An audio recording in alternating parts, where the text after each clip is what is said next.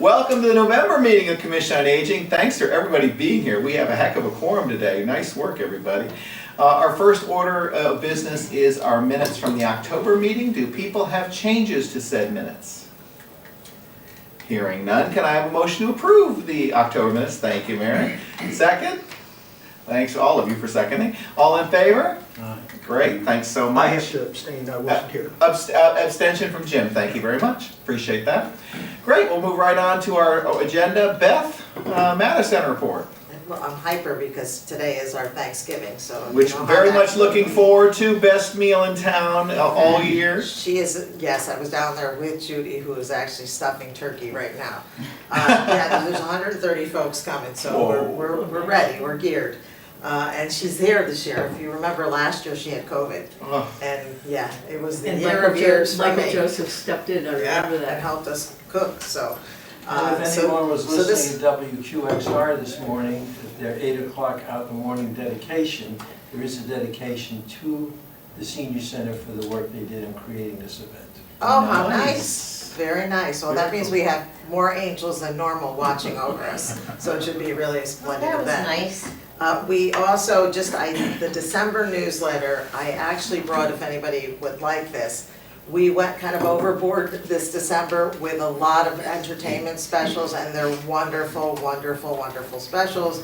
Judy sort of wants to string me up a little bit because usually these are associated with lunch, so there's gonna be at least 5 big lunches. But December 18th is the Circle of Light lunch, and we were able to get back, that's what we were just talking about, we were able to get back the wonderful entertainer we had last year who was so great at including everybody. And we do our annual Circle of Light dedication that was handed down to me from Nancy Zango, so it's a tradition we keep going. I think it's really special in our 10th year in that building that we're gonna have such a nice event and so many nice events, so I encourage you to take those. I also wanted to say 2 things publicly, thanking Chris for the last blog that was put in for caregivers. We had 23 young caregivers, and by that I mean daughters, mostly daughters, a few sons, probably in their late 40s and 50s, for the event that we had on November 12th in the senior center. It was an evening program. I want to thank Ally too, because Ally sent it out to, I think some of the people were from Mental Health Task Force as well. We're gonna do more of that in the evening because people left actually stopping to talk to me about how important this was for them. They were all children caregiving and having children that were either high school going to college, mostly couple younger than that, and then and with aging parents, either in our town or that they were long distance caregiving.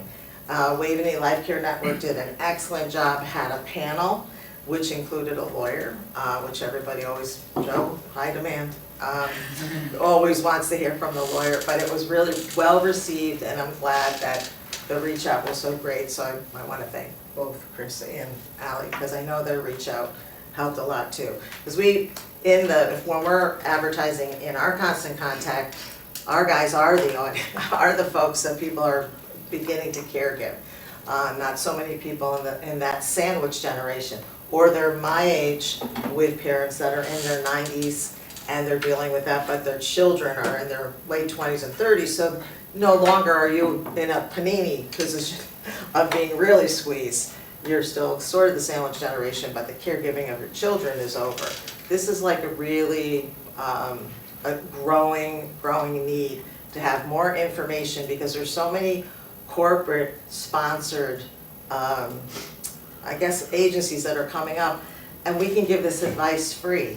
And we have no stake in any specific agency or in any specific assisted living or anything. And Ally, I mentioned you 3 times, you should have had cards, so you might start getting calls, that Ally's our municipal agent. Generally, this information can be given, and it's so much better to be given by your local geographical located person who knows really the home health agencies, knows the long-term care facilities, and you're not pressured for any sell, because we don't get any kickback, at least not that I know. Right. We don't. We're not supposed to. So that's like, you're referring to commercial things like A Place for Mom, correct? Yeah, and also all the home health agencies do a lot because they want to be able for us to know about their service and they want to set themselves apart. And there's some sponsoring that will allow to be done in the center, but they're not allowed to directly advertise. So if they're gonna bring a service in or a speaker in and cover it or pay for 25 meals for a speaker that we've put in, that's enough exposure for them. Right. But if they start to take, we won't give our email lists, we won't give the sign-in sheets, because we want to be able to have people sit down with us. And again, we have no stake in what choice you make, so it's a little cleaner from the standpoint also, we're very sensitive to, we may know what you should do with your mom or your dad, but we're never gonna tell you. Right. We're gonna listen to what your family culture is, we're gonna listen to what your resources are, we're gonna really help you make a plan that's your plan. You know, sometimes, I don't know if Ally experiences this as much as I do, sometimes I feel like I have a better plan, but, but it's not my place to put that in there, people have to be comfortable. Well, we're an agency or somebody who's gonna get either a kickback for it or get business, they're gonna steer people. And I'd rather people get to a point where, even in our caregiver support group, somebody would come and say, oh, I'm finally gonna use this service, never thought I would before. So they have to grow to the comfortability of being able to use what they need to keep their loved ones. And these are mostly all people that wanna keep people at home.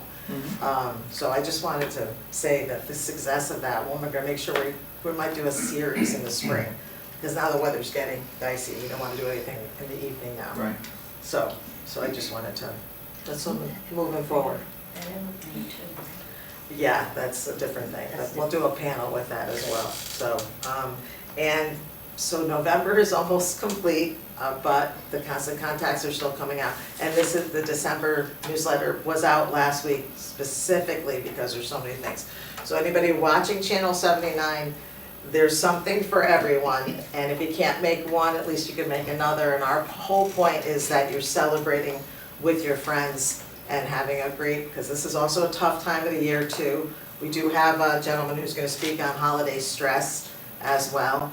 If you notice, it is the figure of Santa laying down, passed out with presents all over him. And he's gonna give a great presentation for that too. So we're really sensitive that as happy of the time of year this can be, it also could be a pressure time of year and a grief-filled time of year too. So we wanna have as much for folks to be able to do and to know that we're here for their support too. Awesome. Questions for Beth? Hearing none, thank you so much, Beth, appreciate it. We look forward to seeing you at lunch later. Ally, Human Services. Morning. So it's Medicare open enrollment, October 15th through December 7th. So those of you in this room that are over 65, you should check also. But every year you should check your coverage. This is a time you can change your drug plan, or if you're on a Medicare Advantage plan, you can change that, or you can revert back to regular Medicare. Unfortunately, we are slammed because these appointments take about an hour at least, if it's a couple longer. So Cynthia and I are both trained choices counselors. We do have a few available spots left, but if not, unfortunately, we weren't able to get a volunteer at the senior center this year, but Stamford Senior Center is willing to see any of our residents too. So if anyone has any questions, they can call Human Services and we can see if there have been any, a couple of slots left with us, or else you can go to Stamford Senior Center. People can also call 1-800-MEDICARE 24/7 and get help over the phone, but you have to do it. One person I helped this year didn't realize that one of her drugs was not going to be on a formulary. It would have been $7,000. And if she hadn't changed, well, she'd either have to stop taking that medication or pay $7,000. But yeah, it's the brand drugs that get you, Anyway, so check. Thanksgiving this year, we're giving all of our seniors and families Stop and Shop gift cards. We give $50 to each senior and then $100 to each family. We always welcome donations. We use these throughout the year too, so even if it's, that's one thing that we never, if any of our clients ever say anything about food, we always have gift cards that we will give them, no questions asked. All the clients that are vetted.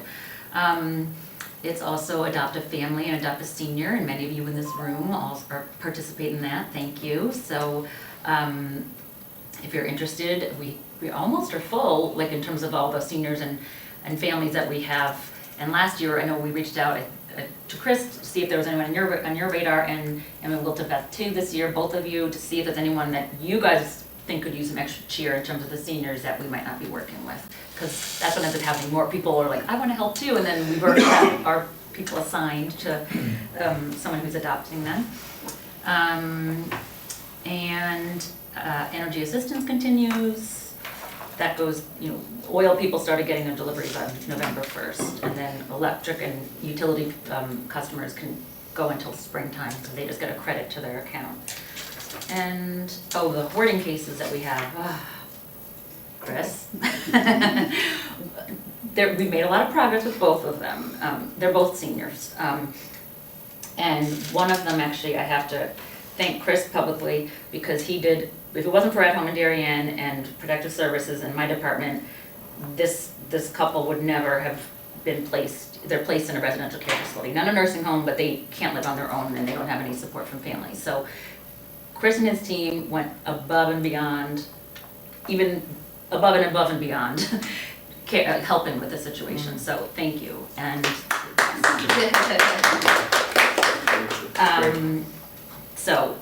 and the other case, she's made a lot of progress, but she does have family involved, so that's not quite as time consuming.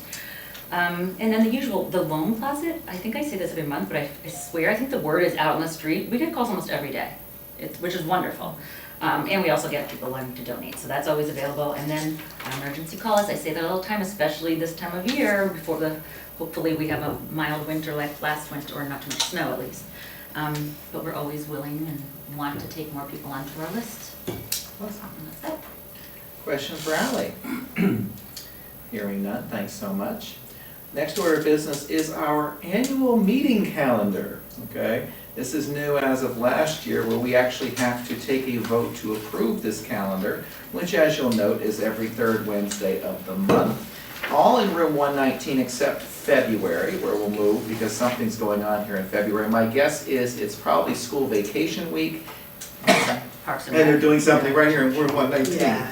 That's my guess. I remember the hubbub last year when I forgot and looked in here and went, and went to the next room. So can I have a motion to approve the calendar for 2025? Thank you. A second? Thank you so much. All in favor? Aye. Thanks, everybody. All right, moving on to old business.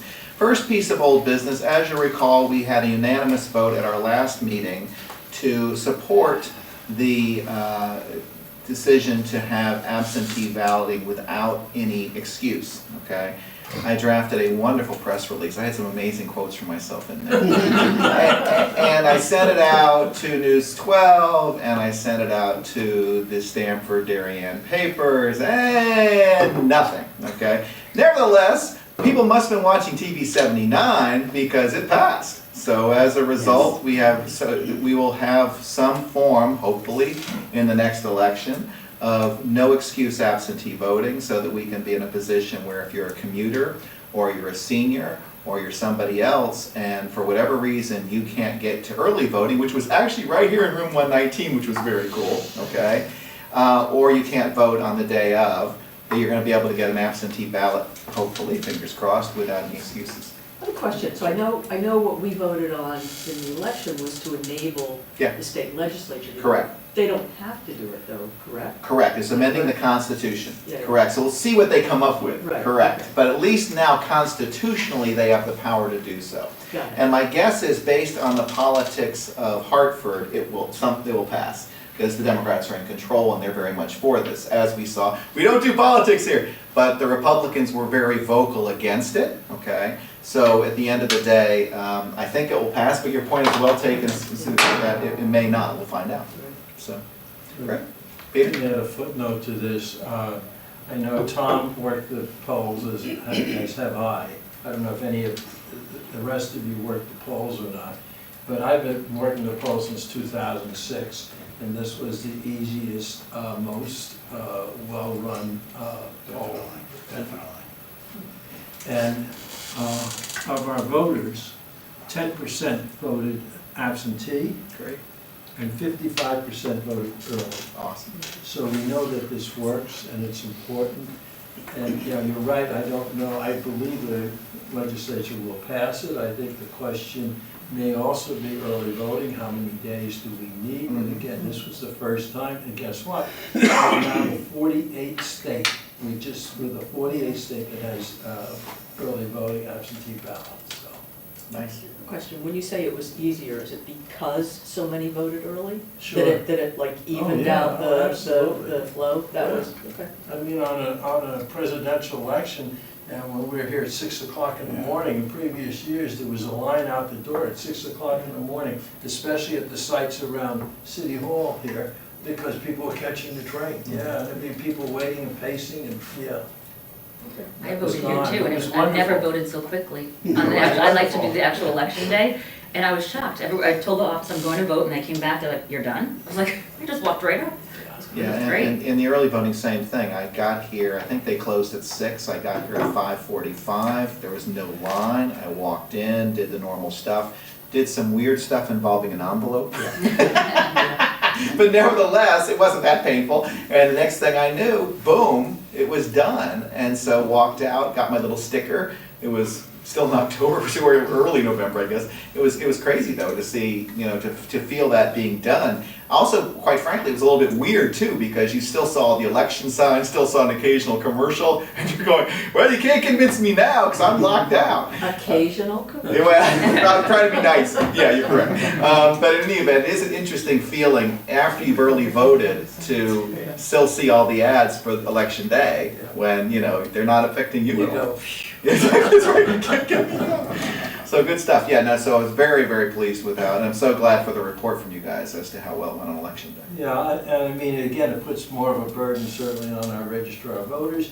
It certainly requires more volunteers because, again, we spread it out. And again, the bugs are being ironed out and it's gonna get easier and easier. I think there was absolutely no report of misconduct or fraud misdone, and very, very little in the state of Connecticut. There was one contentious election in the state of Connecticut where, again, it was politically driven, and it looks like it's been resolved. So it works, Yep. it works. Awesome. Great. You got some other old business for me, Peter? Yeah, a couple of things. Tax aid starts again in January. In fact, I'm going to a Zoom training class this afternoon because the tax aid intake form has been simplified from 4 pages to 6 pages. That sounds So I'm interested to see how that's been simplified. They say it's been simplified, we'll see. But yeah, we're geared up. The Darien Library's made its commitment already, and the neighboring towns, New Canaan. New Canaan is adding another site this year. It's in Stamford. We reopened the Weed Branch last year, and that's going to continue again on Saturday. So yeah, that's going forward. The third thing I want to talk about, and I want to spend a little bit of time with it, is SWACA. Again, SWACA, as you know, is the Southwestern Connecticut Area Agency on Aging. And maybe for the viewers that don't know, it was formed 50 years ago as an outgrowth of President Johnson's Older Americans Act. And every state is mandated to have an organization like this. And Connecticut took and divided it into 5 areas. And so we are the southwestern area. That's 14 towns. Their organization is headed up by Marie Allen. She's located in Bridgeport. They do a wonderful work with providing services, especially with Medicare. Yeah, they're the ones who train us, Cynthia, and Right, the they- Choices program. Right, they trained you. Beth has been on it, advisory council. I think Ally has been on the advisory council. I serve on it now. I just took a 2-year reappointment. It's going to be the last time I'm going to do it, I think. So again, down the road, we should think about it. It's really important that the town be represented. And I looked at the 22 representatives from the 14 towns. They are senior center directors, they are human resources directors, they are aging in place organizations, they are charitable, not-for-profit institutions that may have a headquarters in that town. So again, and the thought is to take national programs, look at what's going on, and then look at the best practices in the state. We had a meeting yesterday, so last year was the first statewide meeting of all 5 organizations. We had 400 people. It was repeated yesterday up at AquaTurf. And we had 400 people. It started at 9 o'clock. It ended at 3 o'clock. And it was really, I've been to a lot of meetings. I was amazed how full the room was at 3 o'clock. It really was. And there were 4 tracks: economic security, housing, transportation, and isolation and loneliness. And I'm going to come back to that in a minute. In our planning session last month, we looked at what we want to get done with the legislature, because again, the legislature starts in January, and this year it's a budget-setting legislature. A lot of things were left on the table. And the thing we want to focus on is the Medicaid minimums. I just want to talk about that for a little bit, okay? If you're going for Medicaid in this state, you cannot have more than $1,600 as an individual or $2,400 as an asset for husband and wife. That was set in place in the 1970s. California this year removed that asset requirement. New York's is $30,182. Maine is $10,000. South Carolina is $10,090. We are absolutely at the bottom. So we lead the list. You know, we're number 1 in how low we are. And so what we're going to try to do is put an emphasis on getting that, just like we did essentially with the voting, getting it on the legislators' plate and making them realize what a hardship it is. And again, I'm not going to get into it, and Joe, you're an elder care lawyer, so you know what the ins and outs are, but I just was looking at it yesterday. What are the exemptions? Your primary residence, 1 automobile, and a burial space in the plot. So this is important, and again, one of the things we're going to try to do is sometime at the end of January, SWAC is going to organize in Fairfield County a legislative breakfast. And we're going to try to get 250 people there and corral every legislator that we can to come and talk about this and focus on this. Great idea. To the extent, just make sure you get me a notice of when that's going to be. I'll circulate it to the commission. Sure. And I encourage everybody to be there. We can make, that's a very, very important topic. So again, so that's an example of the work.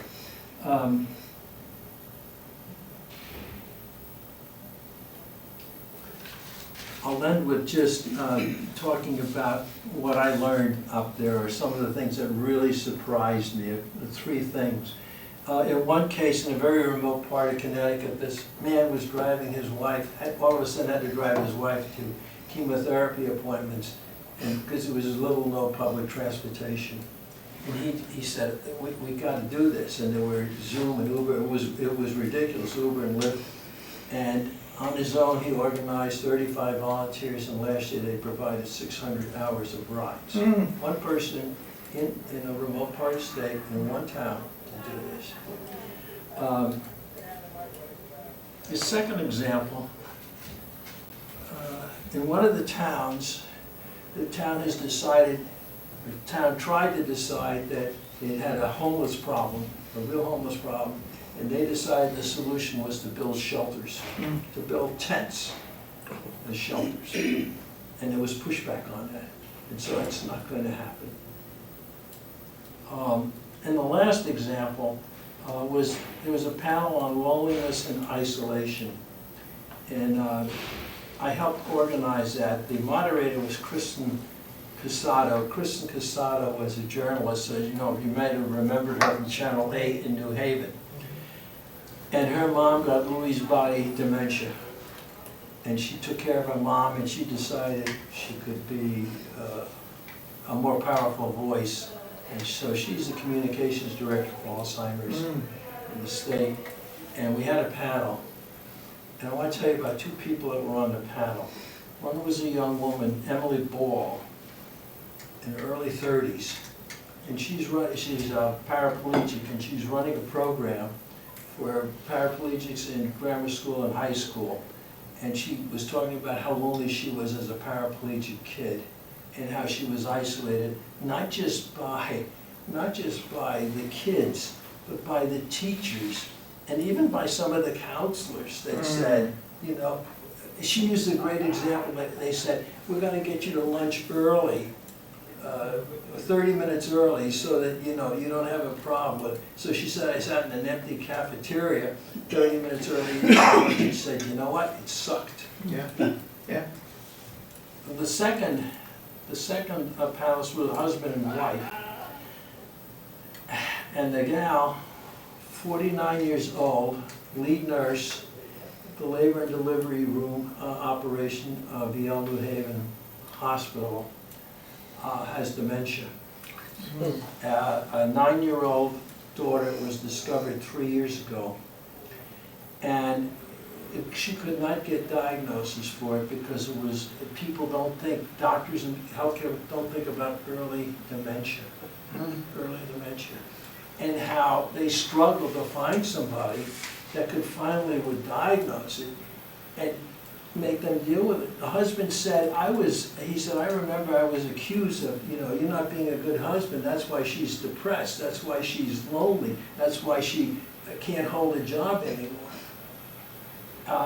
And she had the courage to talk, and I want to share her motto. So she ended up by saying, I have a motto that I say every day: be in the moment, live in the moment, and create a memory.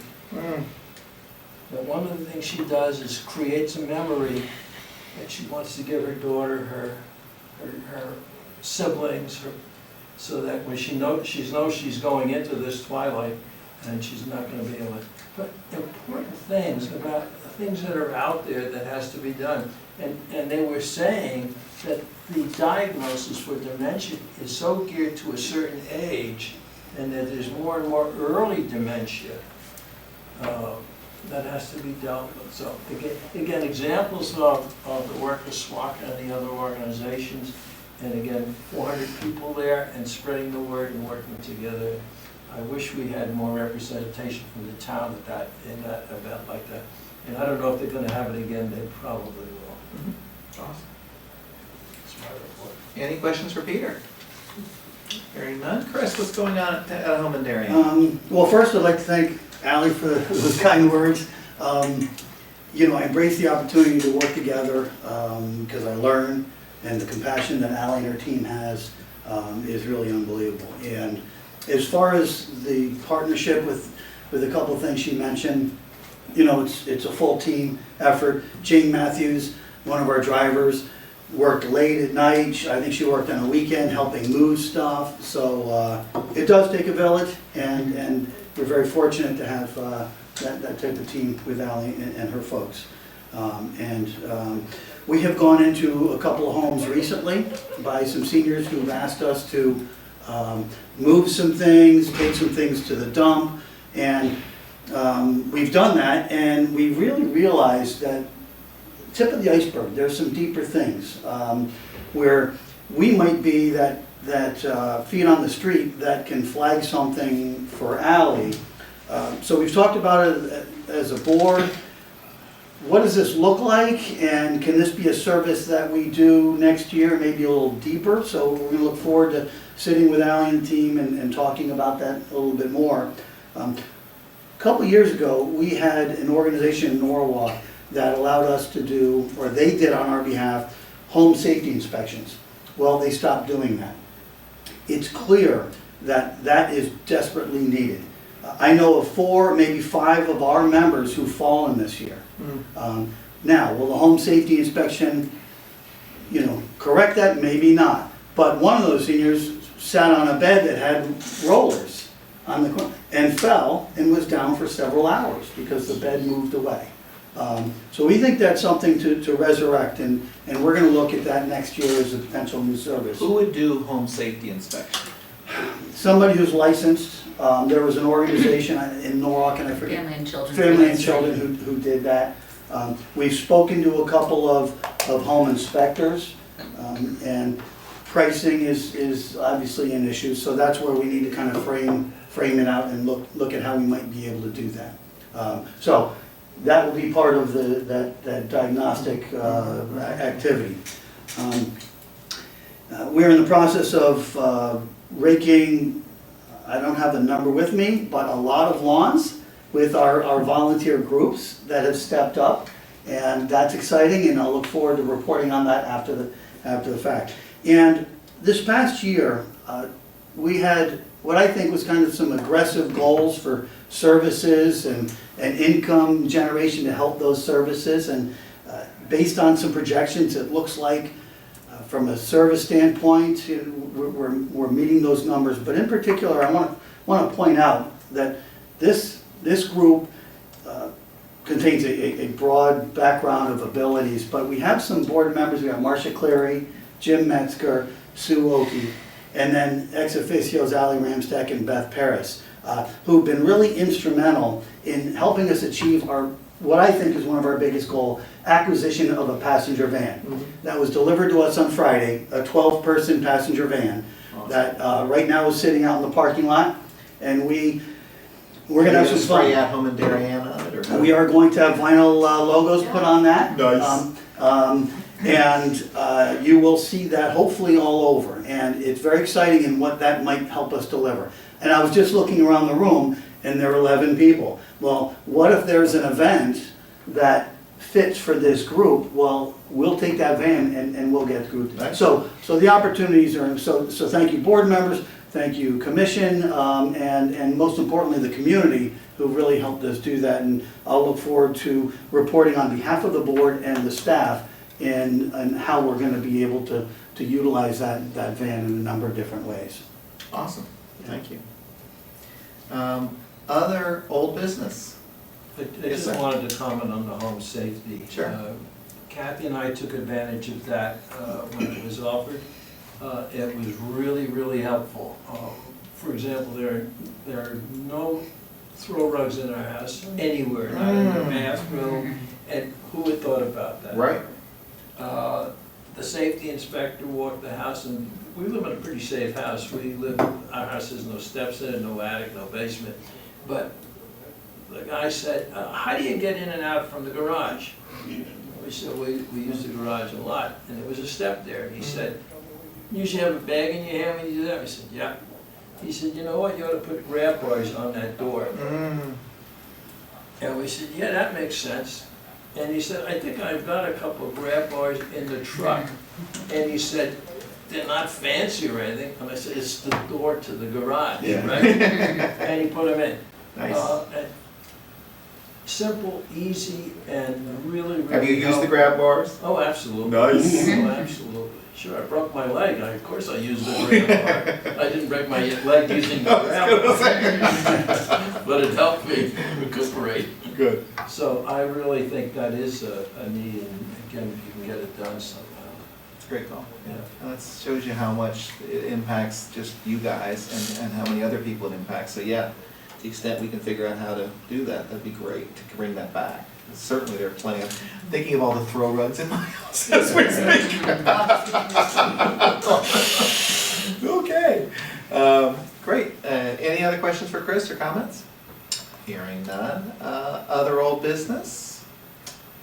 New business. I'm gonna push over to Sue real quick. Anything going on with the blight board? No, we actually had suggested two foreclosures to the Board of Selectmen, but neither the gentleman was deceased and the other is not senior, so Okay. not really related to senior. We still have one case where there is a senior that is in his home. We're sort of in a quandary as to what to do about this particular property, but Have you guys been working with Ally at all on that? Ally's, Yeah, good. Ally is part of it Awesome. throughout, yeah. Good. Well, the only part that isn't great is that her commission hasn't sent us a member. There are only 3 of us on this commission right now, because the RTM has not given us a member, and the Health and Human Services does not. Yeah, because we have 7 slots and only 3 members, Wow. so we haven't really met in like over a year. So it would be good to have more people, but we keep going over the same properties, and some improve and some don't. Yeah, kind of hard to act without a quorum. That's crazy. Okay. Again, I served for 2 years representing this board, and I certainly felt inappropriate on that board because I didn't have the skills for it. I think somebody like Sue that has a real estate, Yeah. or somebody like you that have law background, and it's very important, but watching it, it's, even the television, televised, there's 3 people that come every month and work their butts off, Sue being one of them. And why can't we staff that? Why can't we look and push the town to provide some, it's a very important thing. It's very important. I agree. Well, what about the Human Services Commission? That has 3 members, right? It's 3 members, but there's 4 openings, so there's 7 slots, so. Because I know we just approved one at the DTC, but they're waiting for the interview. Oh, okay, good. Interviews Yeah, someone are- mentioned that at our last, I think George brought that up at our last meeting, that there was someone possibly in the. Is that appointed by the selectmen? Well, they have to have an interview with the No, I select understand the board. same way Yeah, you same do, way. but that's, I was just wondering. Just like you guys here. We Yeah. need to push John to keep moving this along. So here's my question. Am I hearing 2 separate commissions that both only have 3 people, or are they merged? Now, Human Well, Blight Review Board has 5 slots and only Right. 3 people right now, Got so it. waiting for RTM and Human Services. Human Services has 7 slots, but we only have 3 members. Wow. Yeah. So we've got 2 separate boards that are significantly understaffed. Okay.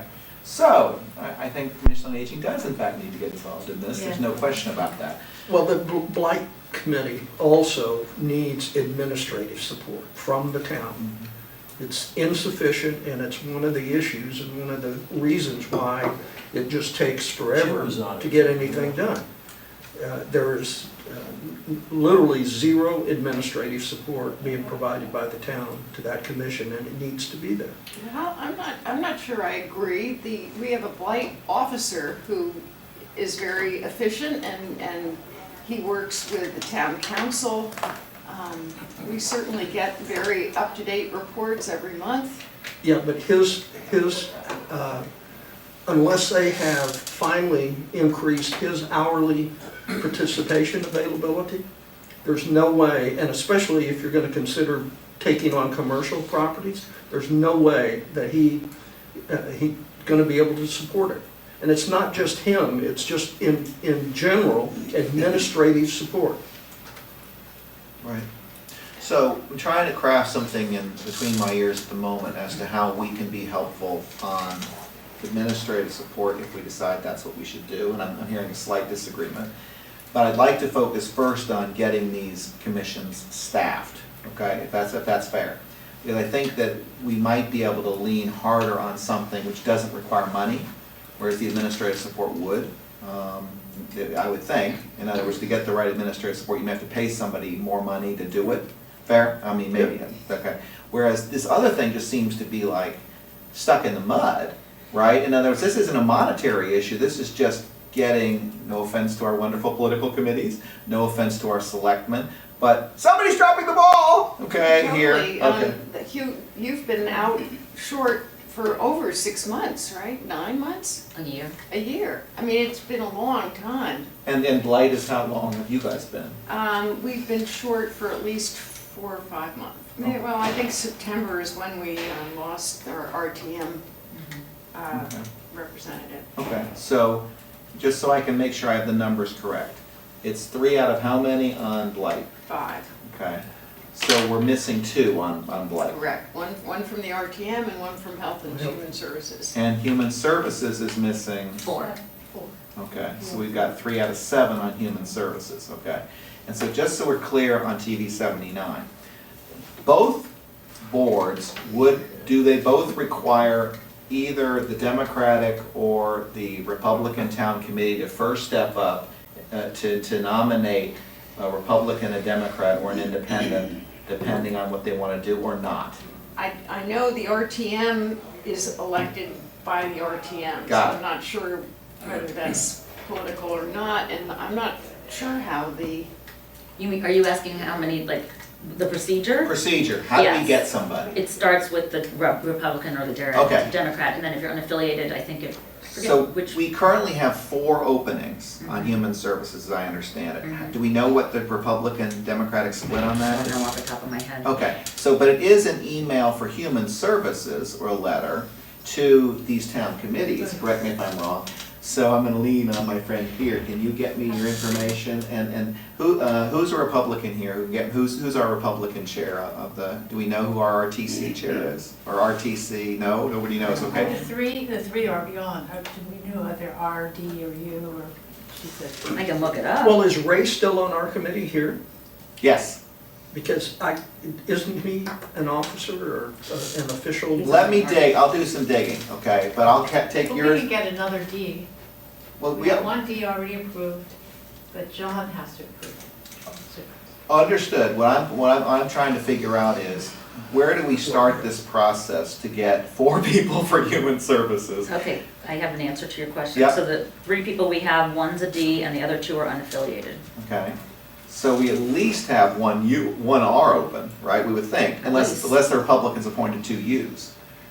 Yeah. Right, so I'm gonna send it, This send is it to over my both. head. I'm gonna send it to both, so they can figure out, okay, who's supposed to be appointing these 4 people, okay? And we know one just got appointed, right, so Right, we have it's in one D, So process. then we have 4, so then we'd be able to meet again, because then we'd have, if everyone can come, just like If- flight, if She was everyone can approved come. last Monday, so, Oh. or last Tuesday. Okay, so we're Democrats are starting to do their job, so that's a good job. Now we need to get the Republicans to get their acts in order too, okay, depending on what the numbers are. Again, apologize to all the Republicans on TV 79, sorry. But at the end of the day, it does appear that we've got a stickling point at this point. Other question though, going back to the Blight Board though, that's a weirder email, right? Because the Blight Board appears to be appointed by other people. Like, for example, I believe we suggested to the first selectman you when, right? Jim. And Jim stepped down, right? And of course, when you stepped down, we got Jim on, okay? So we're doing our job.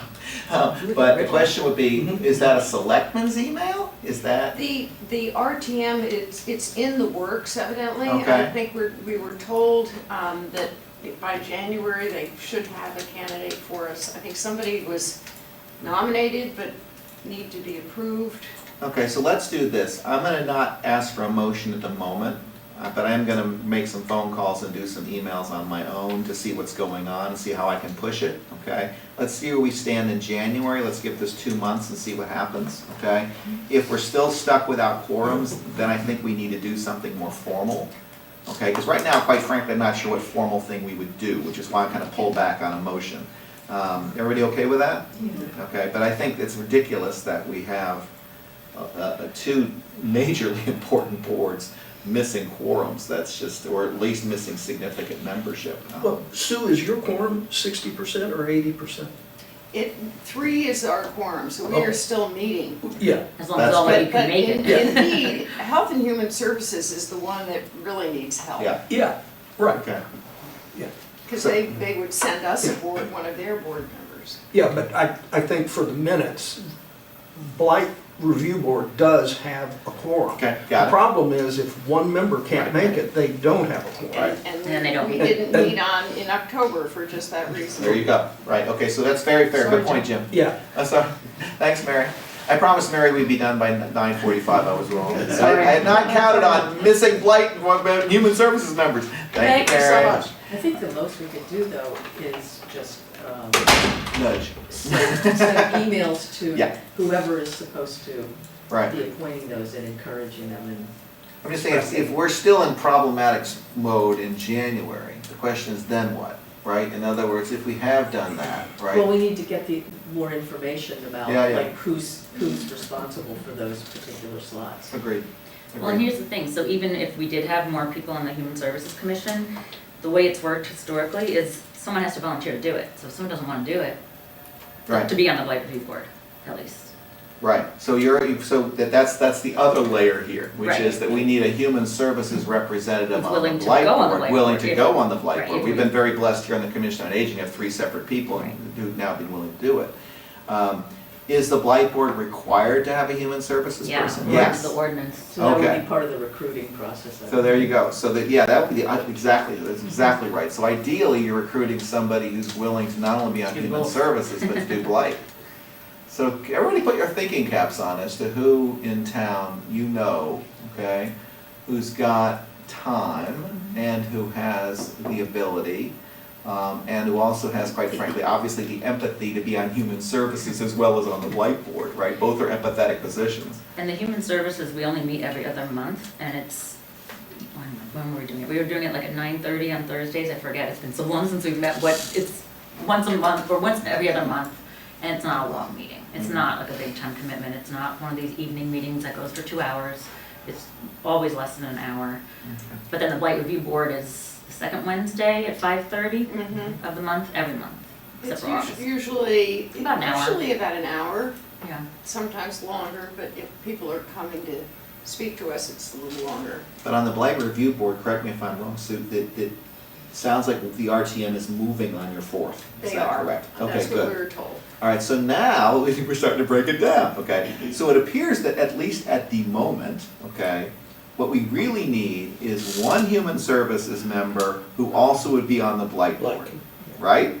Okay, so now we've not got emails anymore, okay? Because that's what we really need is that person, and then push that person through both prompts. Or we ideally get 2, and that one of those people is willing to do both, right? Just so you know, I do go to the Blight meeting, so human services is represented. Is right. It's Ex represented. officio, right? What's that? Ex officio? Yes, Right, yes, okay, yes, right, so that's great, okay, but it doesn't quite get us No. where we wanna be Right. completely. yeah, she doesn't count towards the quorum. No, Right, Right. right, so October meeting didn't happen because they only got 2, right? And so we're Right, one. because it's up to George Riley, Mike Burke, and Sue. I have the name of the Democrat that was approved, is Jeanette Lewis. Okay, You know good. Jeanette Lewis, she was approved for, Oh, good. so.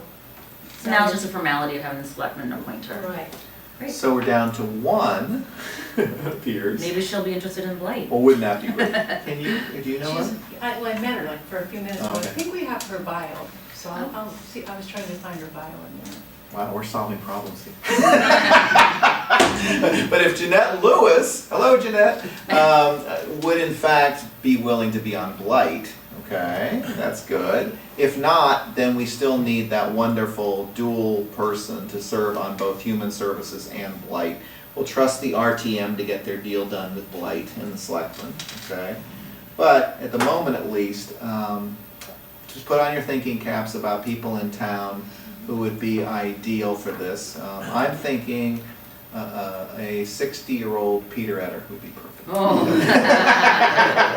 He's already done the Blight. That's what I'm saying. I need a younger Peter Etter to come along. It was 25 years. I know, that's what I'm saying. Then I get 25 years of that person on the board. But I add one other thing. Yep, go for it. Especially for our viewers, really. What we really need is volunteers. Yeah. Not just here, but at polling places, at the senior center. We really need volunteers. So if you're watching, think about this. How about a New Year's resolution and a present? How about a New Year's resolution and say, you know what? I live in town, I'm gonna give back. Mhm. So I'm gonna do something. It could be 2 hours a week, it could be a day a week, it could be time on the telephone. But that's what we really need. It comes up again and again and again. At Home in Darien, we're blessed with a lot of volunteers, I think, Chris, but you still probably could use a guy with a flatbed truck or something like that, somebody that's retired. So again, it's a plea, and we're all volunteers here, and I certainly feel very rewarded by the work I've done. It's not work, it's a delight. It's to give back. So again, let's try and raise some volunteers. Wouldn't it be wonderful if we could say that our town generated X number of volunteer hours in the next year that we didn't have before? You're right. Absolutely. Awesome. Any other new business? Hearing none, can I have a motion to adjourn the November meeting of the Commission on Aging? Thank you. Second. All in favor? Aye. See you guys all in December.